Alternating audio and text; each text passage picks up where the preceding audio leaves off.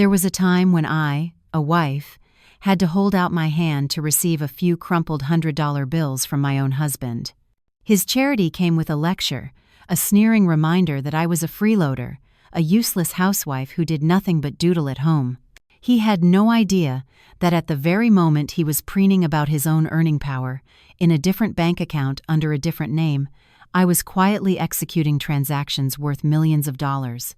And while he was busy lavishing gifts on his wealthy mistress, I, the girl from the outer boroughs in his eyes, was silently building a luxury resort villa valued at over $70 million. My story is a journey from a wife scorned for her humble beginnings to the day I decided to finally show my hand. The day we finalized our divorce, he collapsed before a truth too staggering to believe.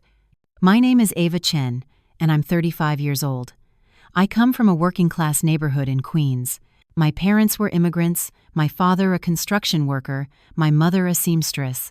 Perhaps it was that girl from Queens label that meant I was never truly respected by my husband's family, even though Ethan and I had been married for 8 years. Ethan was a success story. He was the vice president of sales at a major tech firm with an income that was the pride of his entire family. The day he decided to marry me, a girl with no connections, no money, everyone told him he was a fool. But at the time, he took my hand and said, "I don't need anything else. I just need you." I believed in that love. I thought if I just lived a good life, all their prejudices would eventually fade away. After we got married, I didn't take a corporate job. I had a natural talent for drawing, something I'd had since I was a child. I worked from home as a freelance digital artist, mostly taking on small projects, illustrations for online magazines and boutique fashion shops. It wasn't much money, maybe a few $100s a month, just enough for my own pocket money so I wouldn't have to ask my husband for everything. At least, that's what Ethan and his family thought. He would often glance at my cluttered workspace with its styluses and drawing tablets and sigh. "It's fine for you to have your little drawing hobby, Ava. Just let me worry about the money."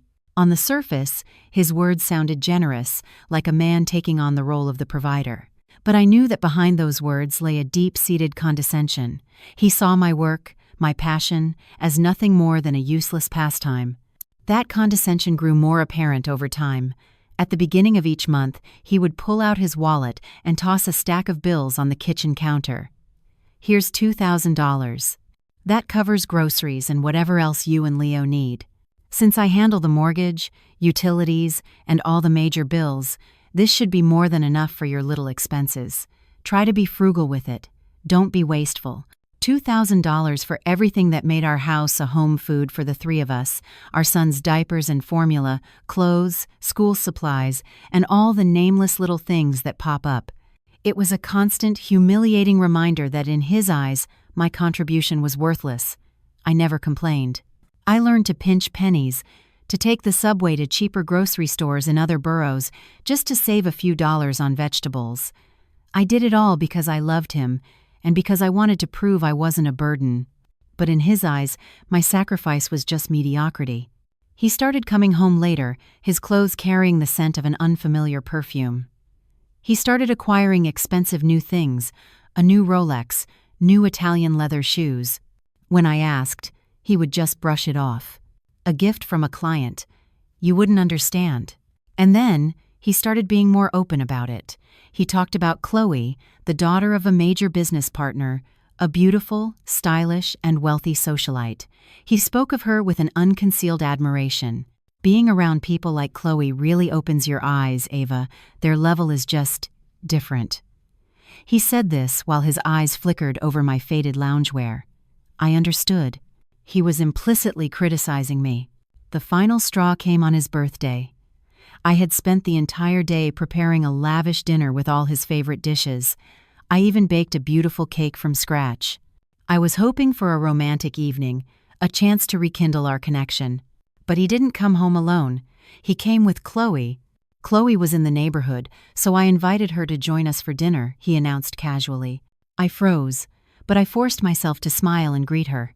Throughout the entire meal, they laughed and talked about things I couldn't possibly understand: golf trips to Pebble Beach, ski vacations in Aspen, luxury fashion brands. I sat there, Between them, feeling like an invisible ghost, a housekeeper serving her master and his guest. The pitying contempt in Chloe's eyes as she looked at me was so obvious it was suffocating. And Ethan, my husband, did nothing. He allowed another woman to humiliate his wife in their own home. Later that night, after she had left, I couldn't hold it in any longer. But his furious retort was the final bucket of ice water on my dying love. Take a look at yourself.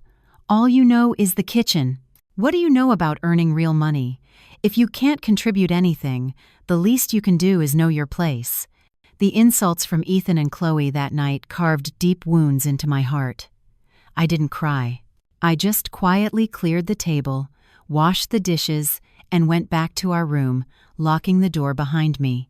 I sat at my small workstation, where my digital drawing tablet and styluses were neatly arranged. To Ethan, this was just my doodling corner. He had no idea this little corner was the birthplace of a fortune, a world he could never touch.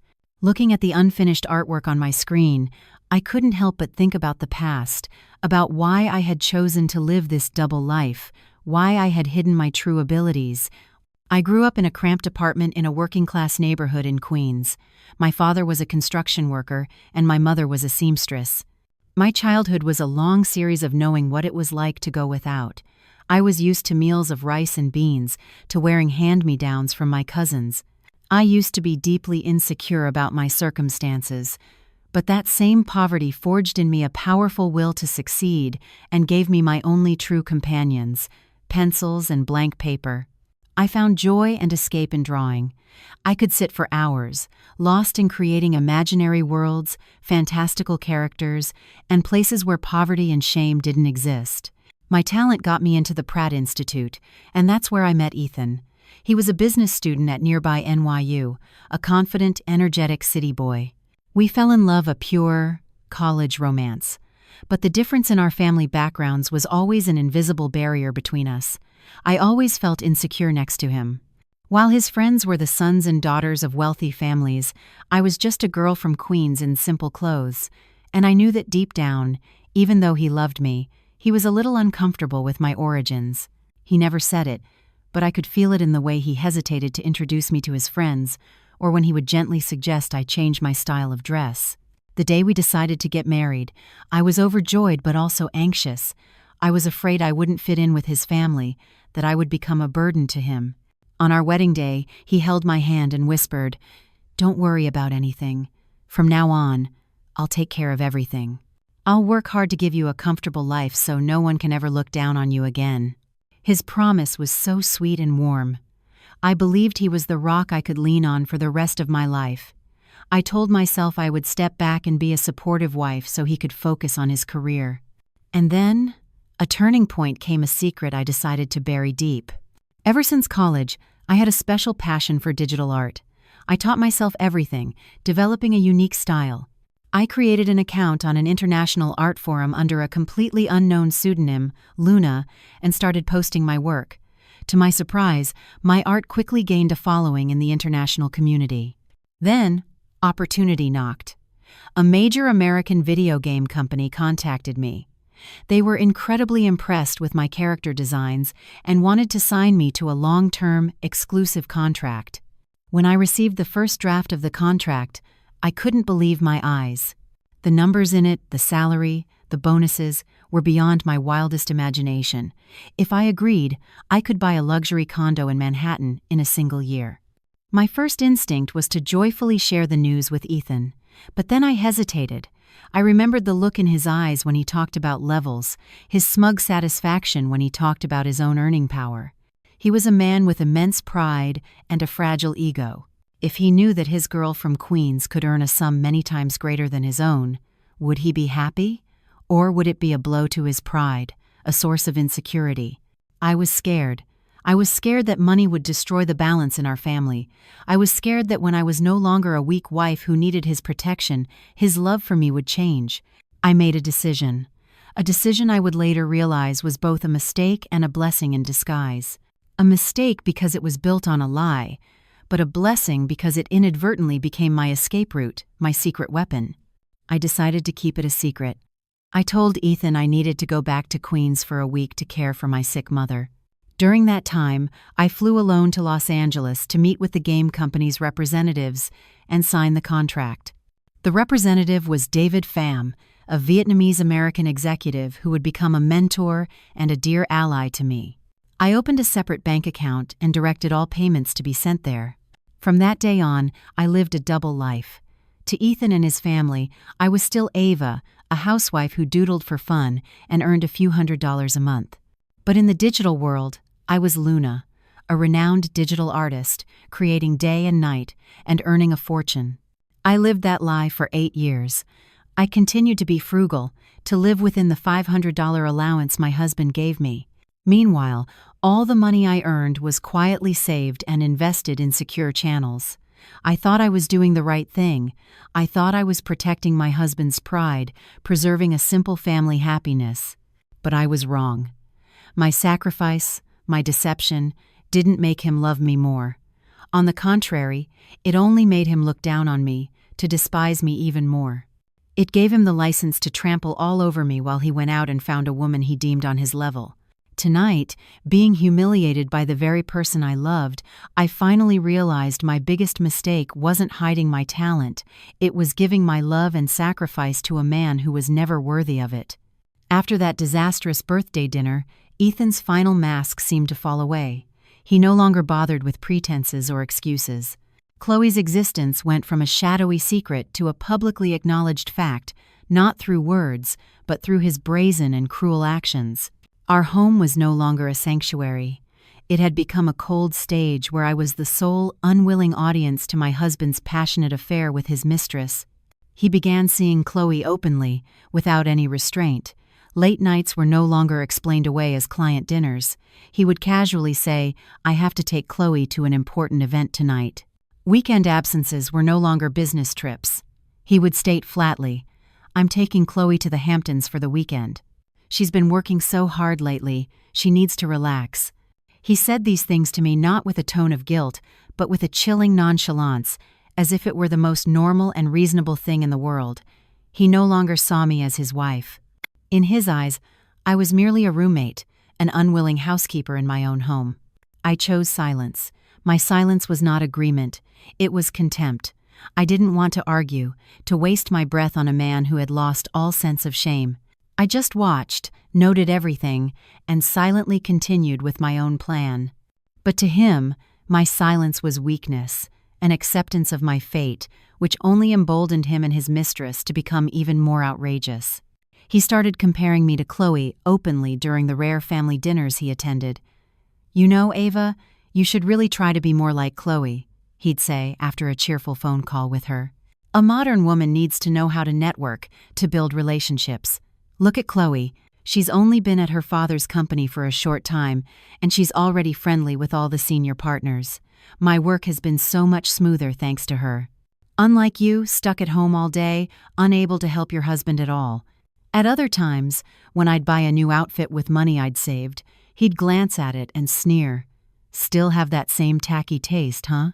Look at Chloe. Everything she wears is so elegant, so classy.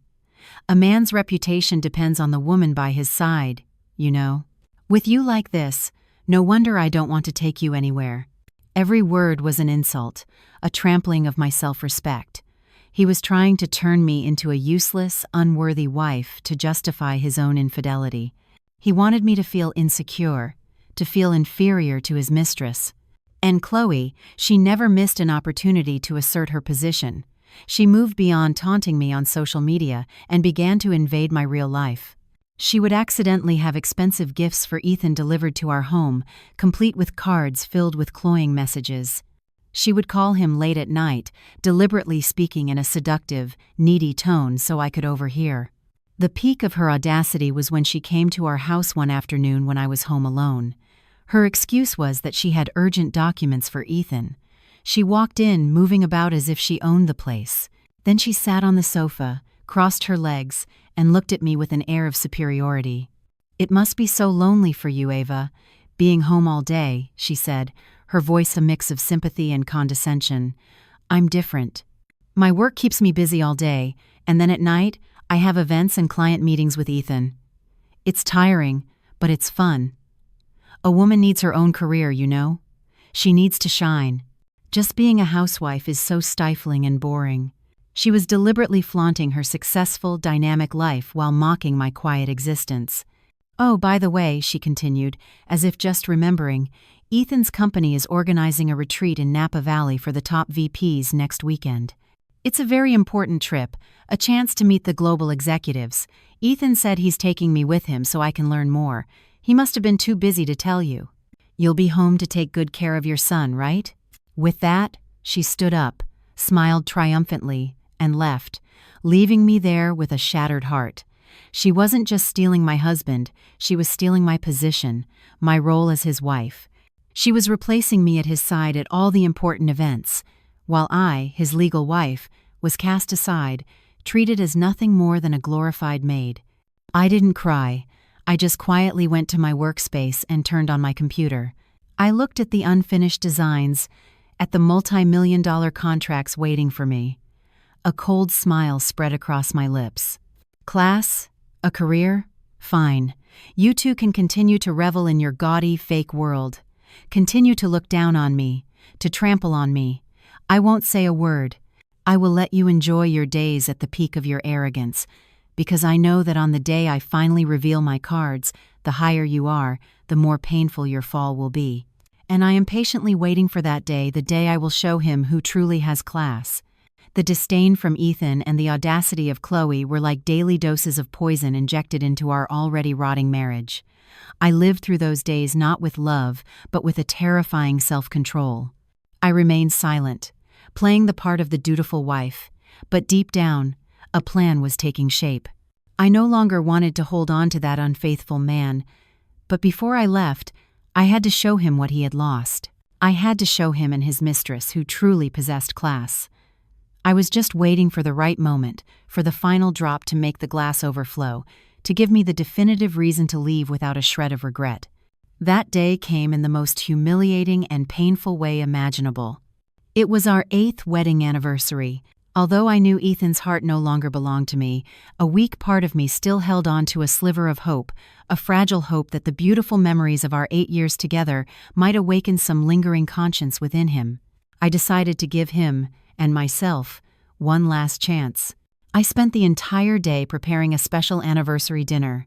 I sent our son to my parents' place in Queens so we could have a private evening.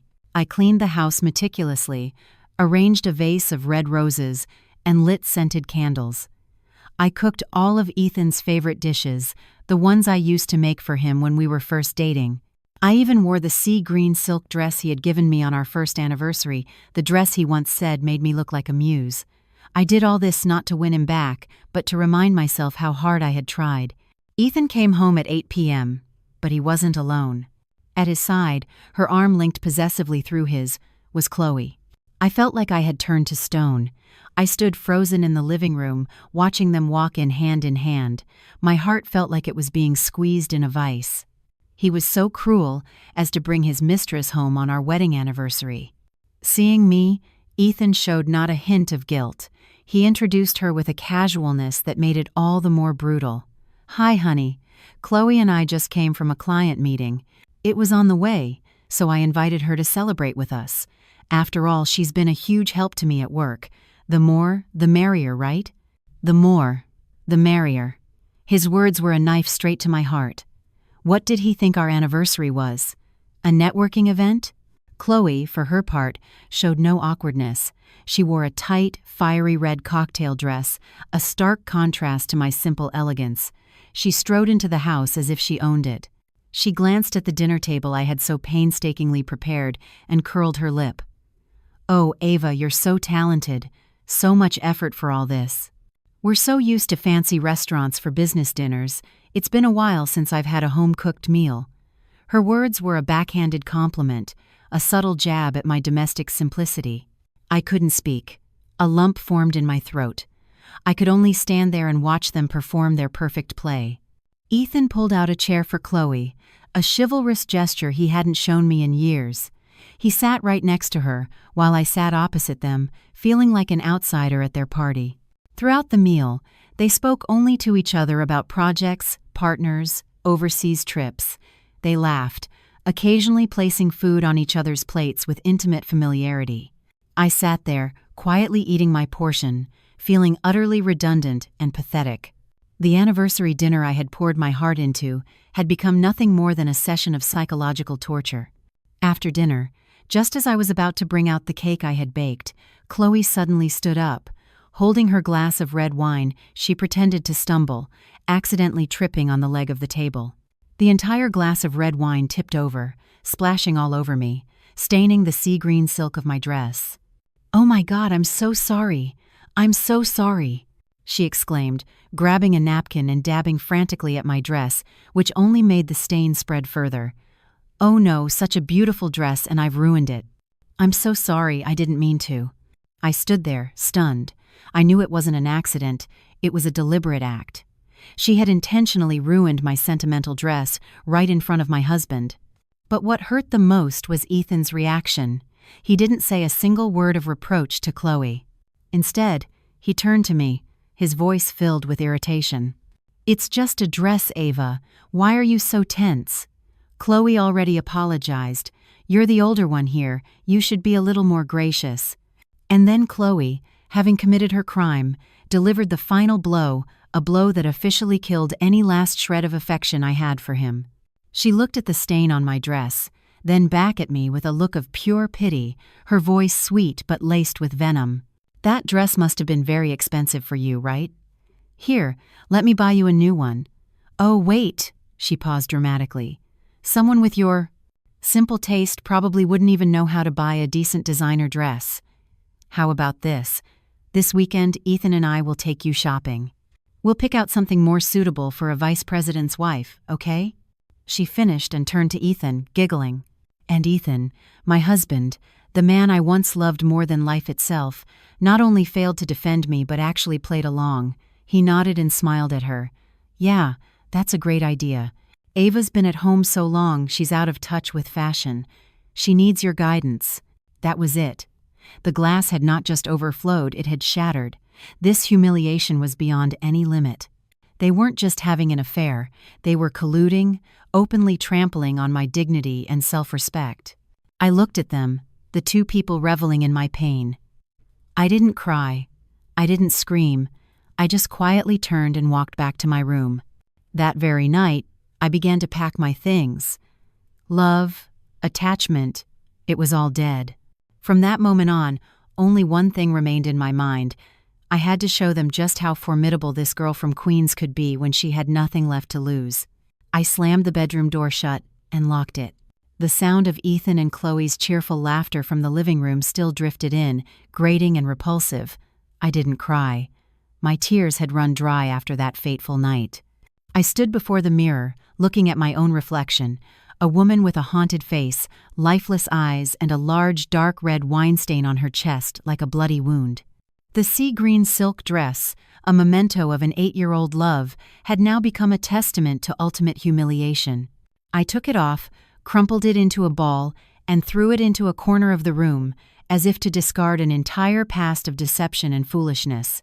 That night I was fully awakened. All my final illusions of a happy marriage, of a loving husband, had shattered into a million pieces. I realized a harsh truth. Ethan had never truly loved me. Or perhaps his love was too small, too weak, compared to the vanity and fragile ego of a newly successful man. He had once needed me, a gentle, understanding wife to be his support system so he could focus on his career. But now, having achieved a little success, he needed a different woman, someone more classy, more beautiful, to show off to the world, to adorn his own image. In his eyes, I was just an old, worn-out stepping stone that it was time to ruthlessly kick away to climb to a higher level. And Chloe was that new stepping stone, a beautiful, stylish, wealthy heiress. She had everything I didn't, and like Ethan, she was incredibly cruel and pragmatic. They were a match made in heaven, a perfect combination of selfishness and ambition. They had allied to trample on me, to turn me into a laughingstock. Someone like you probably couldn't afford a decent designer dress in your entire life, right? Her words echoed in my head, not to cause me pain, but to ignite a furious rage within me. Class? Money? Fine. If that's what you worship, if that's the measure of a person's worth in your eyes, then I will show you. I will show you what true class really is. The next morning, after Ethan had left to take his business partner's daughter to work, I began my plan. I didn't pack my bags and leave. I didn't make a scene. That would be too common, and it would only give them satisfaction. No, I would stay. I would continue to play the role of the submissive, foolish wife. But behind their backs, I would silently build an empire of my own, an empire strong enough to crush their arrogance on the day I decided to reveal my hand. The first thing I did was call David Pham, the Vietnamese-American executive from the game company I was working with. I told him it was time for me to turn the virtual money in my account into tangible assets. I wanted to invest. David, a man who had seen the ups and downs of life, seemed to understand something from the tone of my voice. He didn't ask many questions, only said one thing. "Of course, Luna. Whatever you want to do, I'll support you completely. Consider me helping my own daughter build her career." Luna. That was my pseudonym in the digital art world, a name no one in my personal life knew, and David's support was the most solid guarantee for my plan. I presented him with my idea, an idea I had nurtured for a long time but never dared to execute. I wanted to build a luxury resort villa, a place that combined art and nature, a sanctuary where weary souls could come to heal. It wasn't just a business project, it was my dream. And so, everything was set in motion, quickly and secretly. I didn't act as the public face. I knew that with my identity as a housewife, I couldn't undertake such a massive project without raising suspicion. I turned to one person, the only person in the world I could trust completely, my distant uncle from my old neighborhood in Queens.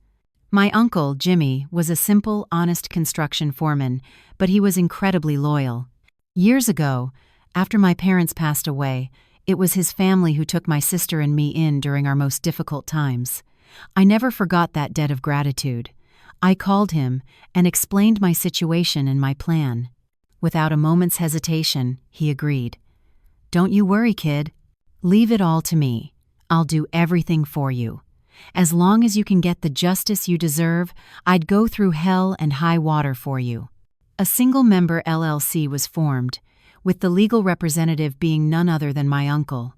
To the outside world, it just looked like a simple foreman had won the lottery and his life had changed overnight. No one could have guessed that behind this lucky man was a massive fortune from overseas, and the real operator was his artist niece. From that day on, my life became even busier. By day, I was still Ava, the dutiful wife, going to the market, cooking meals, and doodling to earn a few $100s. But when night fell, when Ethan was either fast asleep or out enjoying himself with his mistress, I became Luna. I worked with international partners, had online meetings with architects and interior designers. Alongside my uncle, I silently executed land deals and signed construction contracts. I was single-handedly, brick by brick, building my own empire, right under the nose of the man who had always looked down on me. A new game had begun. And this time, I was the one in control. The new game was set, and I, once a disposable pawn, had become the silent grandmaster. My double life began in earnest. It was a challenging journey that demanded patience, caution, and an ice-cold composure. By day, I was Ava, the invisible housewife in her husband's eyes. I still accepted the $500 each month, still cooked meals that only my son and I would eat. I still listened to Ethan's comparisons and insults without a word of protest. I gave him and Chloe complete freedom to revel in their glittering world. In their eyes, my submission was an admission of defeat.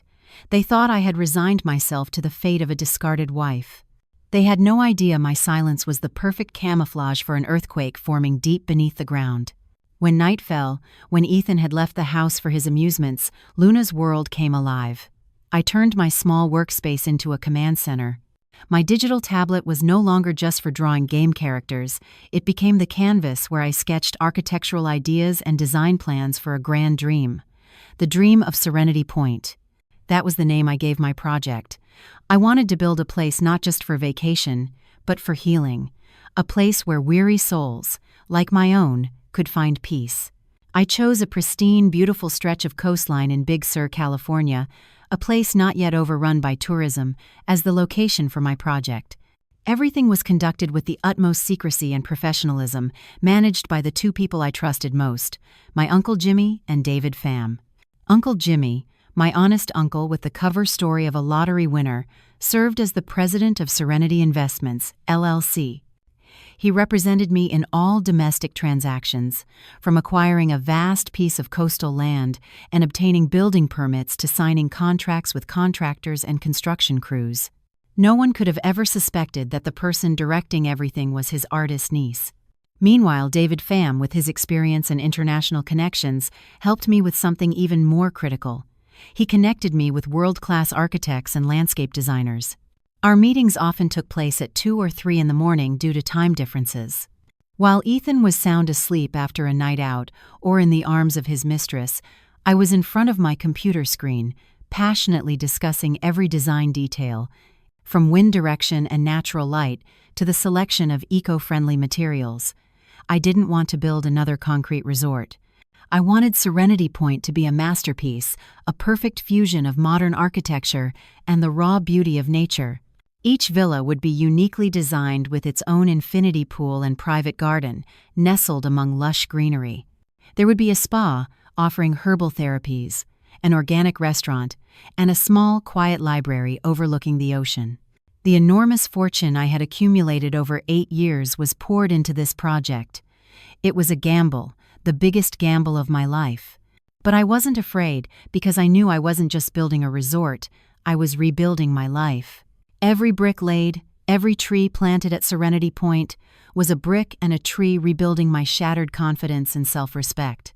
For nearly a year and a half, I was caught in that whirlwind of frantic work. I barely had time to sleep or rest, but strangely, I never felt tired. On the contrary, I felt more alive, more fulfilled than ever before. While I was busy building my empire, in another world, Ethan and Chloe were sinking deeper into their own indulgence. Their relationship became increasingly public. Ethan no longer hid it. He frequently took Chloe to his parents' house. My mother-in-law, a woman who valued status and wealth above all, was initially displeased, but faced with the wealth and expensive gifts from Chloe's family, she quickly changed her tune. She started treating Chloe with more affection than she had ever shown me. She bragged to everyone about her future daughter-in-law, who was not only beautiful and wealthy, but could also help her son's career soar. They started talking about divorce. Ethan brought it up with me several times, first vaguely, then directly. "Ava, I don't think we're compatible anymore. The love is gone. Dragging it out will only make us both miserable. Let's just set each other free." He said it with a cold, detached voice, devoid of any sentiment. He even had the audacity to lay out the terms. Since I had no income, I would leave the marriage with nothing. He would generously grant me full custody of our son and provide a few $100s a month in child support as a gesture of goodwill. I listened to it all, my heart as still as a frozen lake. I just nodded silently. "Okay, I agree. You can prepare the papers." My easy agreement surprised him, but his surprise was quickly overshadowed by relief. He thought I had finally learned my place, that I had accepted my fate. He had no idea I was agreeing not because I was surrendering, but because I, too, was waiting for that day. The day we would stand together in court. The day I would give him the biggest surprise of his life. My Serenity Point project was nearing completion. The clock was ticking. Time flew. Nearly a year and a half had passed since that fateful anniversary night. For Ethan and Chloe, it was a year and a half of victory and indulgence. They no longer had to sneak around. They appeared everywhere together like a real couple. When Ethan saw how easily I agreed to the divorce without making any demands, he felt completely unburdened. All guilt and remorse vanished, replaced by an even greater arrogance. He believed that I, the submissive girl from Queens, had completely lost the will to fight after being abandoned and could only quietly accept my fate. He officially moved out to live with Chloe in a luxury apartment her parents had bought for them. He would only occasionally stop by our old house, not to see me, but to pressure me to finalize the divorce paperwork. Throughout that time, I lived in silence. I stayed in our shared home, took care of our son, and continued with my useless doodling. In their eyes, my silence was a pitiful resignation. They had no idea it was the silence of a volcano before its eruption. In that year and a half, my empire took shape. The Serenity Point project in Big Sur had completed its main construction and was now in the interior finishing phase. It was more beautiful than I had ever imagined, a masterpiece of architecture and nature. My uncle's company, Serenity Investments, LLC, had started to gain a reputation among resort property investors as a new but incredibly well-funded player. And I, Luna, had become a sought-after name in the global digital art scene. New contracts poured in, and the balance in my private bank account had grown to a figure Ethan could never dream of. I had everything in my hands: money, a career, and a massive portfolio of assets. But I hadn't made my move yet. I was still waiting for the perfect moment. And that moment was the day we would stand together in court. After several delays, that day finally arrived. I remember that morning vividly. The New York sky was a brilliant, cloudless blue. I didn't choose a power suit or an expensive dress. I wore a simple, elegant beige sheath dress, my hair tied back in a neat bun. I wanted to appear in court looking calm and confident. I didn't need my appearance to prove anything. My true strength lay in the unseen. When I arrived at the courthouse, they were already there. Ethan and Chloe, they came together without a shred of decency. Ethan wore a designer suit, looking handsome and powerful. Chloe was dressed head to toe in designer labels, her arm linked possessively through Ethan's, her eyes shooting me a look of utter contempt. She wasn't there as a bystander. She was there as a victor, come to witness my humiliating defeat. They were accompanied by a sharp-looking lawyer, a man I knew had a reputation for handling divorces for the wealthy. They had prepared meticulously to ensure I would leave with nothing. Before the hearing, our lawyers had a brief meeting to discuss the terms. Ethan's lawyer, with a condescending air, presented their offer. "Counselor, on behalf of my client, Mr. Hayes, he has agreed to grant Miss Chen full custody of their son. Regarding child support, given that Miss Chen has no stable employment and an inconsistent income, Mr. Hayes, in the spirit of their past marriage, will agree to provide $1,000 a month until the child turns 18. Furthermore, he will provide a one-time payment of $50,000 to Miss Chen to help her get back on her feet and start a new life. In return, Miss Chen will waive all claims to their shared assets, including the apartment and the car." I sat there, listening to every word, wanting to laugh out loud. Spirit of their past marriage. Help her get back on her feet. They used such noble, generous words to mask a handout dripping with contempt. They thought that $50,000 was a magnificent act of charity for a freeloader like me. They thought I would be overjoyed, that I would nod in immediate agreement. My lawyer, whom I had briefed beforehand, simply smiled mysteriously. "Thank you for your offer, but we do not accept. We will let the court decide." The other lawyer shrugged, a gesture full of disdain. "Suit yourself. But I should warn you, given my client's income and status, she might not even get that much in court." The meeting ended, and we entered the courtroom. Ethan and Chloe sat on the respondent's side. They looked at me with a mixture of pity and triumph. They were waiting to hear the court declare my failure, waiting to see me bow my head and accept their charity. They were so confident. They had no idea that the game they thought they had already won was about to be flipped in the most spectacular way possible. They had no idea that in just a few minutes their arrogance would turn to horror and their triumphant smiles would freeze on their faces. The hour of judgment had finally arrived. The atmosphere in the courtroom was solemn, tense. I sat at the plaintiff's table next to my lawyer, a calm, middle-aged man named Mr. Davies, who had been recommended by David Pham.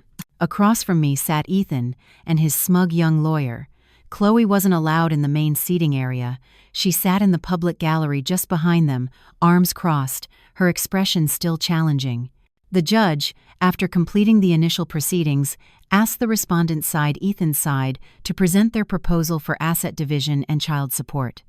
Ethan's lawyer immediately stood up, launching into his well-rehearsed speech, his voice booming with self-satisfaction. "Your Honor," he began, "my client, Mr. Ethan Hayes, is a successful businessman, a talented vice president of sales who built his career from the ground up. All of the couple's shared assets, including the luxury apartment and the car, were acquired through Mr. Hayes's hard work and dedication alone." He paused, glancing at me with a look of theatrical pity. Meanwhile, Miss Ava Chen, his wife, has had no stable employment for the past 8 years. She stayed at home, performing domestic duties and occasionally doodling for a negligible income.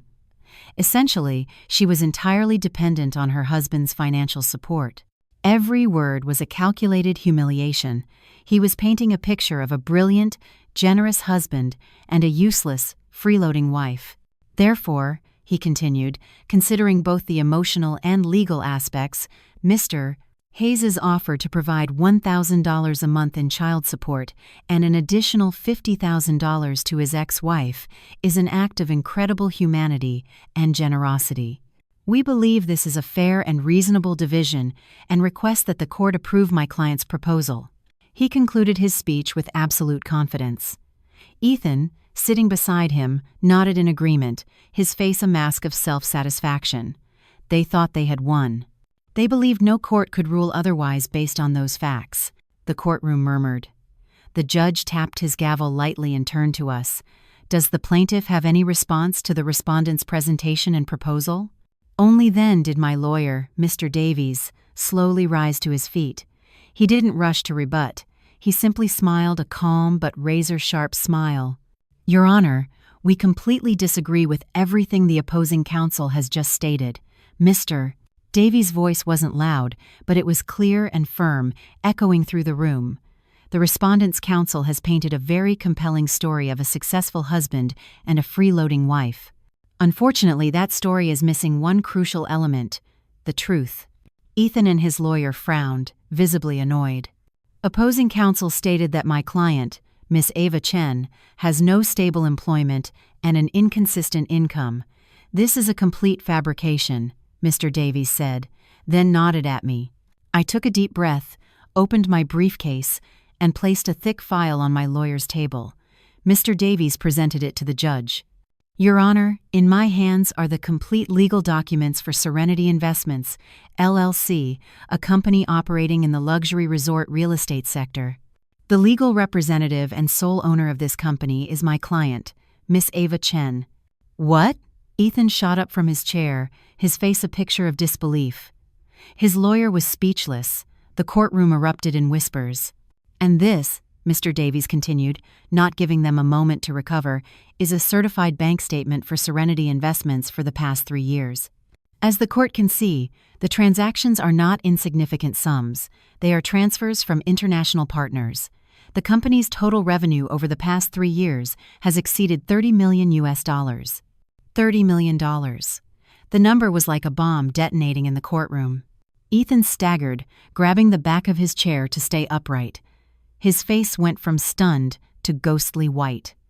In the gallery, Chloe's jaw dropped, her eyes wide with disbelief. But Mr. Davies wasn't finished. Opposing counsel also stated that Miss Chen just doodled for fun. "Well, allow us to elaborate.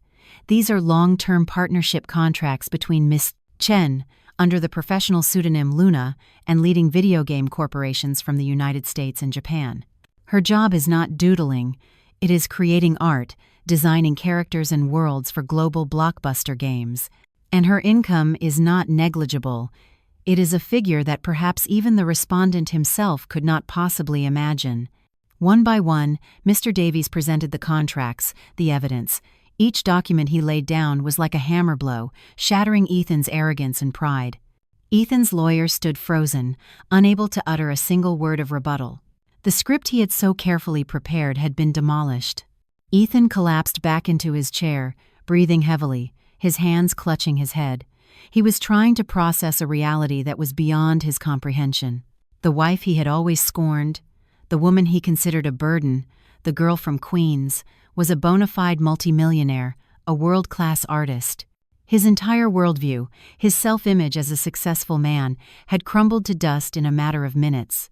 I sat there, watching it all unfold. My heart felt no triumph, only a strange calm.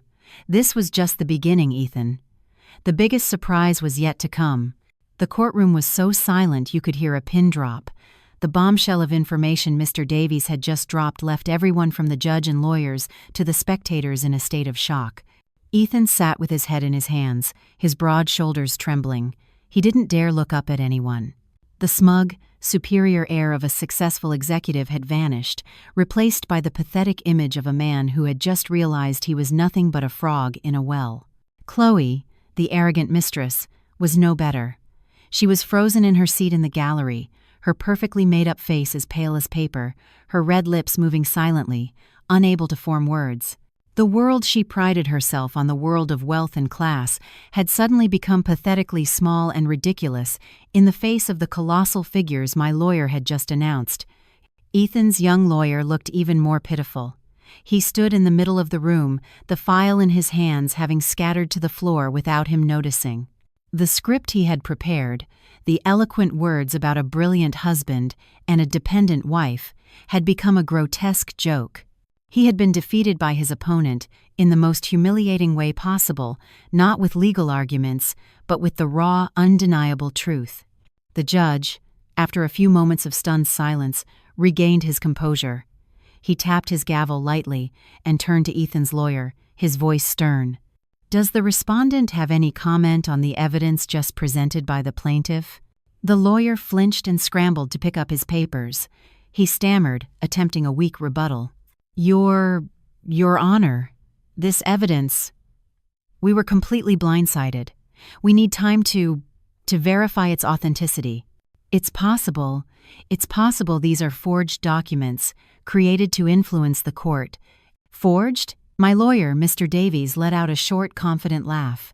Your Honor, all the documents we have submitted, from business licenses and international contracts to bank statements, are either originals or notarized copies certified by the relevant authorities both in the U.S. and abroad. If the respondent believes they are forgeries, they are more than welcome to have them authenticated. We would be happy to comply. The confident challenge from Mr. Davies extinguished the last flicker of resistance from the other side. The lawyer's face turned ashen. He didn't dare say another word. He knew no forensic expert could turn truth into fiction. The judge looked at Ethan. "Mr. Hayes, do you confirm that the information regarding the income and occupation of your wife, Miss Chen, as presented by the plaintiff, is true?" Ethan didn't look up. He just gave a weak, almost imperceptible nod, a nod that was a complete admission of defeat, an admission that for 8 years he had lived beside a treasure without knowing it. An admission that the person he had always despised was the real Titan. It seemed like the drama was over, but Mr. Davies was not done. He knew that simply proving I was rich wasn't enough. He had to show them that my wealth was built on genuine talent and hard work, not some shady enterprise, and more importantly, he had to show them the true scale of my success. Your Honor, Mr. Davies's voice rang out again, this time with even more gravity. What we have presented so far only covers the income from my client's work as an artist. In addition, with her keen business acumen, Miss Comer, the 7-time Chen, has invested the money she earned into a major project, a project that may astound everyone here. He signaled to me again. I calmly opened my briefcase one more time. This time, what I took out wasn't a thin file, but a large roll of architectural blueprints and a thick, blue, hardbound portfolio. I placed them on the table. Mr. Davies carefully unrolled the blueprints before the judge and jury. It was a breathtaking rendering of a magnificent and luxurious beachfront resort. Your Honor, this is the master plan for the luxury resort, Serenity Point, located on one of the most beautiful coastlines in Big Sur, California. The project consists of 10 private villas, a spa, an organic restaurant, and other facilities. The project is complete and will officially open for business next month. The courtroom held its breath again, all eyes fixed on the stunning drawing. Ethan looked up, his gaze shifting from the blueprint to me, his eyes filled with confusion. He still didn't understand how this involved me. "And this, Mr. Davies said, Picking up the blue portfolio, his voice booming like thunder, is the complete set of legal documents proving ownership of the land and all structures of the Serenity Point project. The developer and sole owner of this entire property is Serenity Investments, LLC, which is to say, my client, Miss Ava Chen. According to a recent appraisal by a reputable real estate firm, the total value of this resort, as it stands today, is estimated to be no less than $70 million. $70 million. That number wasn't just a bomb, it was a nuclear blast that utterly annihilated what was left of Ethan and Chloe's sanity. "No, impossible," Ethan screamed, a wild, crazed sound. "Where did she get that kind of money? This has to be a mistake. She must have done something illegal." "Impossible." Chloe sat frozen in the back, just shaking her head, muttering to herself, $70 million, $70 million. They couldn't accept it. The woman they had treated like dirt, the woman they had treated as a freeloader, was the owner of a colossal fortune. This truth was more painful than losing the case. It shattered their pride, their arrogance. It turned them into pathetic failures, clowns in the very play they had directed. I sat there watching them, my heart a placid lake. This was the price they had to pay for their contempt and betrayal. This was the most definitive answer to the question of what true class really is. Ethan's wild scream, "Impossible! Where did she get that kind of money?" echoed through the courtroom. It was a scream filled with confusion, rage, and utter helplessness. He simply could not accept this reality. The wife he had always treated as a piece of old furniture, the woman to whom he had tossed $500 a month like a charitable donation, was the owner of a $70 million estate. To him, it was more preposterous than a fairy tale. His lawyer, scrambling, tried to latch on to his client's disbelief. "Your Honor," he said, his voice trembling slightly, "we have every reason to question the origin of this enormous fortune. My client, Mr. Hayes, lived with Miss Kryl, Dolly, and Sadie Chen for 8 years and knew nothing of this income. We request that the court investigate whether this money came from legal business activities." It was a venomous accusation. He was trying to steer the narrative in a different direction, implying that I, a simple housewife, could not have earned such a sum through legitimate means. He was planting a seed of doubt, suggesting that perhaps I had been involved in something dark and illicit behind my husband's back. Hearing this, Ethan latched onto it like a drowning man to a raft. He shot up, his eyes filled with suspicion and a hint of malicious glee. "That's right. It has to be investigated. I want to know what you've been doing behind my back for the past 8 years. I looked at them, these two men clinging to their last straw, and found it laughable. Even now, they were still trying to deceive themselves, but I didn't need to speak. It was time for my star witness to make his entrance. "Mr. Davies smiled confidently. "Your Honor, to answer the question regarding the origin of the assets raised by the respondent, we would like to call a special witness. This gentleman flew in from California just to be here for today's hearing." The courtroom buzzed again. A witness from California? What was happening? The courtroom doors opened slowly. A tall, distinguished man with silvering hair, dressed in an impeccable suit, walked in. It was David Pham. His presence commanded attention. The dignified aura of an international executive exuded a special kind of authority. He calmly walked to the witness stand, took the oath, and faced the court. "Your Honor, my name is David Pham. I am the CEO of Skyforge Studios, a video game company headquartered in California." The name Skyforge Studios elicited a collective gasp from the room. It was one of the largest and most successful game developers in the world, famous for blockbuster titles with stunning graphics and billion-dollar revenues. Even Ethan, who didn't play games, had heard of them. He was stunned, unable to comprehend why such a powerful figure was here. "I am here today," David continued, his deep, warm voice filling the room, "to testify on behalf of one of our most important and talented partners, the artist known by the pseudonym Luna." He turned to me and gave a small, encouraging nod. "And that person is Miss Ava Chen." The second bombshell, even bigger than the $70 million one, had just been dropped. Ethan and Chloe were completely petrified. They stared at me, then at David, their faces a mask of utter disbelief. Luna? Ethan mumbled the name. He had probably seen it in gaming news articles he'd read for his marketing job. Yes, Luna, David affirmed. We have been working with Luna for nearly 8 years. She is a genius of digital art. The characters and fantastical worlds in our most successful games were all born from her hands and her mind. Our contract with Luna is exclusive, and the compensation we provide is commensurate with her talent and contributions to our company. David took a file from his briefcase and presented it to the court. These are copies of the contracts and wire transfer records from Skyforge Studios to Luna over the past 8 years.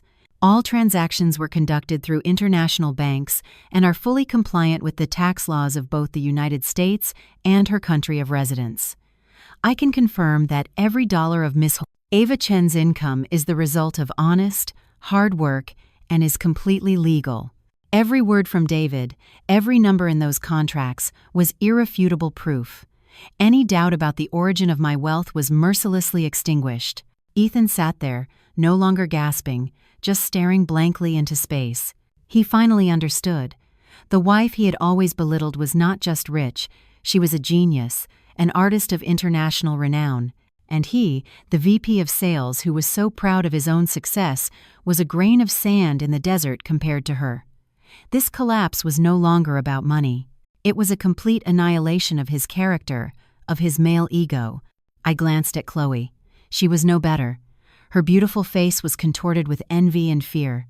She had always been so sure of her superiority in every aspect: beauty, wealth, class.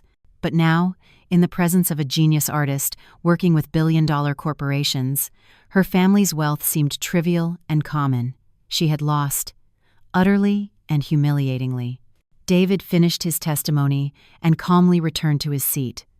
As he passed me, he leaned in and whispered, "I'm proud of you, kid." His words brought a sting to my eyes. Yes, I had done it.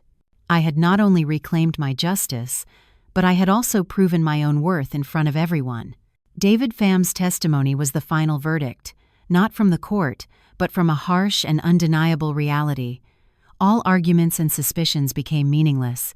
The courtroom fell into a heavy silence, broken only by the rustling of the court clerk's papers.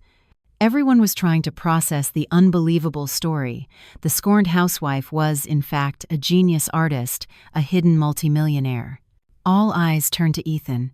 He was no longer slumped over. He looked up, his face not defiant, but hollow and wild. He looked at me, not with contempt or pride, but with a profound and terrifying strangeness, as if he were seeing a complete stranger for the first time in 8 years of marriage. "Luna," he whispered the name. A name he had read about in international news, a legend he had admired from afar, never knowing that this myth was the person who cooked his meals and washed his clothes every day. This truth was too cruel, too much for the vanity and fragile ego of a man like him. He had always prided himself on his ability to make money, seeing himself as the pillar, the provider, the one who called all the shots. He had always looked down on me as a dependent, a simple girl from the outer boroughs. But now, everything was inverted. His few $1,000,000 seemed pathetic next to my $70 million resort and the millions more in my accounts. The career he was so proud of was nothing compared to a corner of his wife's useless hobby. The financial collapse was nothing compared to the collapse of his character. He realized he was not just a traitor, but a fool who held the most precious diamond in his hands and, out of ignorance, threw it away to chase after a common pebble. He had lectured me about class, but now he saw that true class wasn't in designer clothes or fancy parties. True class was in talent, intellect, and the ability to create real value. And in that regard, he had lost to me completely. "No, it can't be," he mumbled again, shaking his head wildly. "It's all a lie." He jumped to his feet, pointing a trembling finger at me, his voice cracking. You lied to me. For 8 years, you lied to everyone." The judge banged the gavel, demanding order. But Ethan was beyond hearing. He had lost all control. He swayed, and then suddenly, his body crumpled. He collapsed. He collapsed right there in the middle of the courtroom, in front of dozens of people. Not from a physical ailment, but from the complete implosion of his worldview, of the ego he had built on arrogance and lies. My lawyer, Mr. Davies, stood up. His voice was no longer sharp, but low and filled with a certain sorrow. "Your Honor," he began. "Previously, we established the financial capacity and successful career of my client, Miss Ava Chen. We did this not to flaunt wealth, but to shatter the slander and contempt that painted her as a useless, dependent wife. And now, we wish to return to the core reason for this hearing, the reason an 8-year marriage has come to an end: betrayal." Mr. Davies signaled the court technician. The large screen in the courtroom lit up again. This time, it wasn't numbers and contracts, it was photos and videos I had painstakingly collected. First, pictures of Ethan and Chloe, hand in hand, intimate at luxury resorts places he had told me were business trips. Next, a video of them kissing passionately in a hotel lobby. Every image was undeniable proof of their illicit affair. The courtroom was silent. They now knew of my wealth, but seeing the raw evidence of his betrayal still elicited gasps of shock and outrage. "Your Honor," Mr. Davies continued, his voice seeming to bore into Ethan's soul, "Mr. Hayes not only had an affair, he cruelly deceived his wife. He used the money built on his wife's sacrifice and support to lavish gifts on his mistress. He berated his frugal wife at home while spending extravagantly on designer goods for the other woman." Mr. Davies paused, then looked directly at Ethan. "Mr. Hayes, do you admit that your relationship with Miss Chloe Thompson, the woman sitting in the gallery, is real?" Ethan didn't look up. He just nodded weakly, a nod admitting everything. "Then please answer one final question for the court, and for the wife who stood by you for 8 difficult years." Mr. Davies's voice grew stern. "Did you decide to divorce your wife because you no longer loved her, or was it to clear the way to officially be with Miss Thompson?" This question was the final blow, aimed at the last shred of decency he might have had. Ethan was silent for a long moment. Then, he looked up. For the first time in the trial, he looked directly into my eyes. His were no longer filled with arrogance or contempt, only a deep, belated regret and unbearable pain. "Yes," he said, his voice hoarse. "It was both. Our feelings had faded, and I wanted to give Chloe a proper place." "Thank you for your answer," Mr. Davies said. "We have no further questions. The truth is abundantly clear." Ethan's lawyer offered almost no defense. The evidence was too overwhelming. Mr. Davies stood to present my final requests to the court. "Your Honor, on behalf of my client, Miss Ava Chen, we propose the following. First, regarding custody, Miss Chen requests full legal and physical custody of their son, Leo. Mr. Hayes will have visitation rights at mutually agreed upon times, provided they do not interfere with the child's schooling and activities." The judge nodded. It was a reasonable term. "Second, regarding assets," Mr. Davies continued, and the entire room, including Ethan, held its breath. "As has been established, my client is financially independent with significant personal assets. Therefore, she does not request any division of assets from Mr. Hayes. The shared apartment, the car, and all funds in their joint bank accounts my client wishes to relinquish all claims to Mr. Hayes. Consider it a final gesture of support for him to manage his life and start over." "What?" Ethan's head snapped up, his eyes wide with disbelief. The room buzzed again. No one could have imagined that I, the woman he had so cruelly betrayed and humiliated, would make such a magnanimous decision. I didn't need a single cent from him. My victory was not about money. "My client has only one request," Mr. Davies said, his voice hardening, emphasizing every word. "She requests that Mr. Ethan Hayes issue a formal, public apology. Not to her, but to her family. He must apologize to her immigrant parents, the working-class people who entrusted their daughter to him. He must acknowledge his infidelity and the contempt he showed his wife and her family over the years." My demand broke him completely. He understood. I didn't want his money. I wanted his dignity. I wanted him to bow his head, to admit his wrongdoing, to return the respect he had stolen. It was a punishment far heavier than losing money. It struck directly at his pride, at the false ego he had carried for so long. Ethan sat there, his face in his hands, his shoulders shaking. I could hear the sound of choked sobs, the sound of a man who finally realized what he had lost. The trial ended. All my requests were granted. Ethan and I were officially no longer husband and wife. Walking out of the courthouse, I felt a profound lightness. The final burden had been lifted. I hadn't taken his money, but I had reclaimed something far more precious: my honor and peace of mind. I had proven I was not a freeloader. I had shown him, and the world, that my value was not determined by his monthly allowance. And I had taught him one last lesson. In life, there are some things that, once lost, can never be bought back, no matter how much money you have. I watched him as court was adjourned. I felt no triumph, no pity, only a deep, weary exhaustion. I had won, but it was a bitter victory. I had to expose my deepest secrets to claim justice. He walked past me like a soulless shadow. He stopped for a second, looked up at me, his eyes no longer filled with hate or suspicion, but with a vacant emptiness, a complete admission of defeat. He had lost everything: his wife, the career he was proud of, and most importantly, his self-respect. I didn't meet his gaze. I just turned away. Everything between us was truly over. When Mr. Davies and I stepped out of the courthouse, David Pham was waiting. He said nothing, just placed a comforting hand on my shoulder. I knew the legal battle might have a few more formalities, but the war for my spirit and honor ended right there. The moment Ethan collapsed, he had paid the price for his betrayal with the complete shattering of his pride, and that, perhaps, was a sentence heavier than any financial penalty. What collapsed along with Ethan was not just his ego, but Chloe's entire fantasy world. She, who had come to court with the air of a triumphant queen, was now faced with a brutal reality. The classy man she was clinging to was humiliatingly inferior to the girl from Queens she had so despised. His wealth was a joke compared to my fortune. He was no longer a gold mine she could exploit. He was a failure, a laughingstock, and a pragmatic, ambitious woman like Chloe would never stay with a failure. Her departure was swifter than I could have imagined. I heard the story later from a friend who worked at the hospital. Chloe visited Ethan on his first day there, not with a lover's concern, but with the fury of someone who'd been scammed.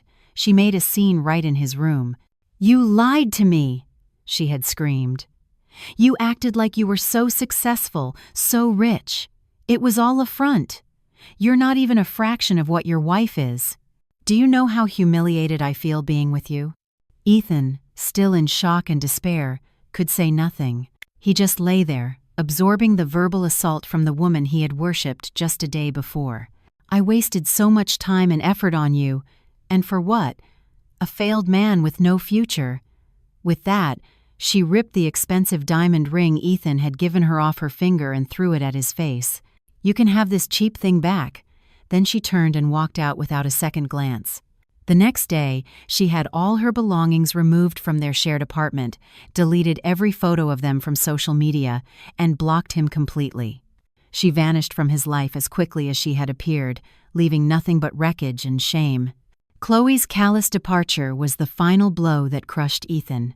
He had betrayed his wife for her, trampled on 8 years of marriage for her, only for her to be the first to abandon him when he lost everything. He realized he had been nothing but a pawn, a tool for a manipulative woman, but it was too late.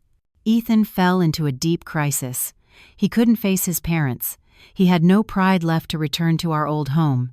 He rented a small, cheap apartment and lived in solitude. His company, after the scandalous news from the trial, quickly made a decision. He was suspended, then fired for severely damaging the company's image. The career he had used to belittle me was gone. From a respected VP, he became an unemployed, broken man in a matter of days. He turned to alcohol to escape his reality. His days became a blur of drunkenness and self-torment.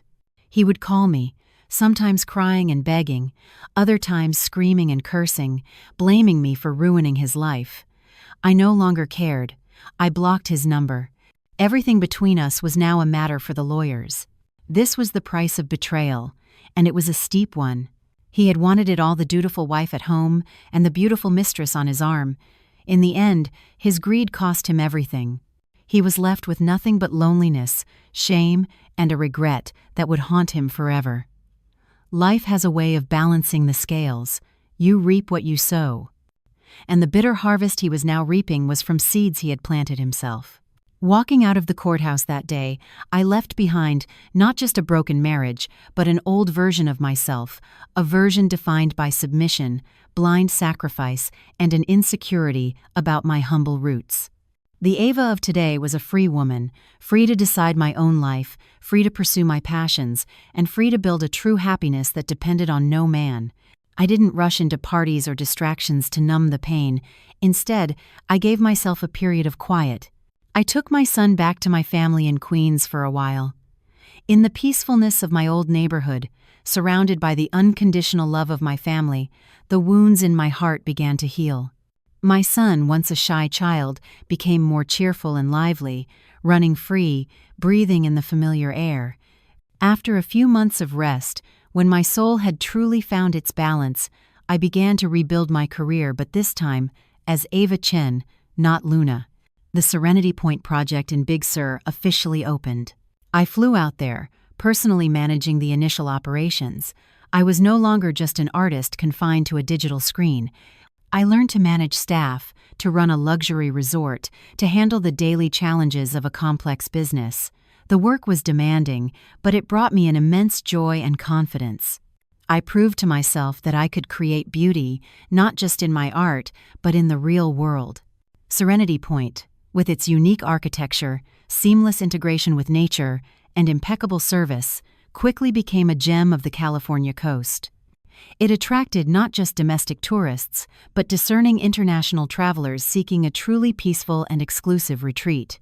My company, Serenity Investments, grew stronger, and I, the former housewife, became a successful entrepreneur, an inspiration to many. I no longer hid my identity. I publicly acknowledged that I was Luna, the artist behind the blockbuster games. The revelation caused a stir. The media sought me out. My story of a girl from a working-class background who became a self-made multimillionaire through her own talent became a source of endless fascination. I never concealed my past. I spoke openly about my failed marriage, not to complain or assign blame, but to show others that a collapse is not the end. It can be a beginning. But even at the peak of my career, I felt an emptiness. I had money, fame, and admiration, but I lacked someone to share it with, someone who could understand the soul of an artist. I thought I might remain alone forever, with my son and my passion for art. But then, destiny knocked on my door again, gently and unexpectedly. He didn't come to me as a business partner or a suitor trying to conquer me. He came as a fan. David Pham organized my first solo exhibition in Los Angeles, showcasing the digital art I had created over the past decade. And he was there. His name was Daniel, a Vietnamese-American entrepreneur in the tech industry. He said he had been a fan of Luna for years. He had played every game I had designed for, mesmerized by the worlds I had created, always curious about the artist behind them. That day, we talked for hours not about business, but about art, ideas, and inspiration. For the first time, I found a man who could truly understand my complex inner world. He didn't see me as a successful businesswoman, but with the eyes of someone who genuinely cherished and admired my talent. His intelligence, humor, and sincerity slowly won me over. We started dating. Our love grew naturally, without rush or calculation. He wasn't like Ethan. He never made empty promises. He was just there, by my side, listening, sharing, and giving me a sense of peace I had never known. He loved my son as his own, spending entire afternoons building Lego sets with him or patiently teaching him his first English words. When our relationship deepened, I told him the entire story of my past marriage. I didn't want to hide anything from him. He listened in silence, then took my hand and squeezed it gently. "Thank you for trusting me enough to share this," he said, his voice warm. "You went through something terrible. You are an incredibly strong and extraordinary woman. And I feel so lucky to have the chance to be by your side, to protect you and bring you happiness." His words made me cry, but they were tears of joy and relief. I knew I had finally found the right person. A man who loved me for who I was, treasured my talent, and was ready to walk with me through any storm. A year later, we had a small, intimate wedding on the beach at my own resort, Serenity Point. Against the backdrop of the blue ocean, white sand, and golden sun, surrounded by our loved ones, I once again wore a wedding dress. But this time, there was no anxiety, no hidden agendas, only a radiant smile and tears of pure happiness. I had found my safe harbor, a harbor built not on blind sacrifice, but on understanding, respect, and true love. Looking back on the road I've traveled, I no longer harbor any resentment for the past. On the contrary, I am grateful for it. Grateful for Ethan's betrayal, because it revealed the true face of a petty man and gave me the courage to leave. Grateful for Chloe's humiliation, because it became the most powerful motivation to rise up and prove my own worth. And grateful for those years of living in imagined poverty, because they taught me the value of money and gave me the chance to silently build my own empire. Life is a strange and wondrous thing. Sometimes it takes something away from you only to give you something far better in return. As long as you never give up, never lose faith in yourself. Our wedding took place on a beautiful evening at sunset. The blue sea, white sand, and the happy smiles of our loved ones became the perfect pieces of a new chapter in my life. That night, sitting with him on the balcony of our villa, looking out at the vast ocean and starry sky, I truly felt the meaning of the word peace. A peace that came not from money or fame, but from the depths of my soul. A peace of someone who had weathered the storm and found a safe harbor. Looking back on the journey, a journey of tears, betrayal, and a spectacular transformation, I no longer felt resentment or regret. Instead, my heart was filled with a profound gratitude for life itself. My dear friends, some might see my story as a tale of sweet revenge, of using money and status to trample on those who once scorned me. But for me, that was never the goal. The greatest lesson I learned was not about the power of money, but about the true worth of a human being. For 8 years, I lived a lie. Not just my husband's lie, but my own. I thought a wife's value lay in her sacrifice, in stepping back so her husband could shine. I willingly hid my talent, my true self, in exchange for a simple family life, a peace I desperately craved, but I was wrong. My blind sacrifice didn't earn respect, it bred contempt. My concealment didn't protect my husband's ego, it fueled his arrogance. So, the first lesson I want to share, especially with women, is this: never underestimate your own worth, and never allow anyone else to define it for you. Your value isn't in how much money you make, or whether you have a rich husband, or a prestigious family background. Your true value lies in your talent, your intellect, and your character. It is an intangible asset that no one can ever take from you. Be confident and shine with your own abilities. Don't be afraid that your success will overshadow the man beside you. A truly loving and strong man will never feel threatened by his wife's success. He will be proud, he will admire you, and he will be your greatest partner. As for those who feel insecure and critical when their wife is more capable, perhaps they were never worthy of you in the first place. My story is also a costly lesson about arrogance and the habit of judging people by their appearance. Ethan and Chloe always believed they belonged to a different class. They used designer goods and lavish parties as a measure of a person's worth, and they despised me for my humble origins and simple appearance. But in the end, they were the most pathetic failures. They were blinded by superficial glamour and overlooked the core values within. They failed to realize that a beautiful soul, a true talent, and a kind character are the most expensive designer brands that not everyone can possess. So, please, never be quick to judge someone by their cover. A farmer with muddy hands may have a nobler heart than a CEO. A plainly dressed woman may hide an extraordinary talent. Learn to look deeper, to see a person's soul and character. Because external beauty will fade, money can come and go, but only inner worth will endure through time. And the final lesson, perhaps the most humane, is about rebirth after collapse. Any of us can fall. Any of us can be betrayed, hurt so deeply that it feels impossible to get back up. But please, never despair. A broken marriage is not the end. It is simply the end of an old chapter, opening the way for a new one, a chance to write a better, more meaningful story. Turn your pain into motivation. Turn your tears into energy to rise. Learn to love yourself, rediscover your forgotten passions, and build the life you truly desire.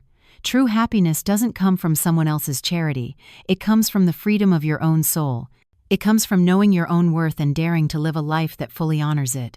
The me of today has a new family, a new love. But I know the happiness I have is not a matter of luck, it is an achievement. The result of a long journey of effort, of the courage to face the past, and of an unyielding belief in a brighter tomorrow.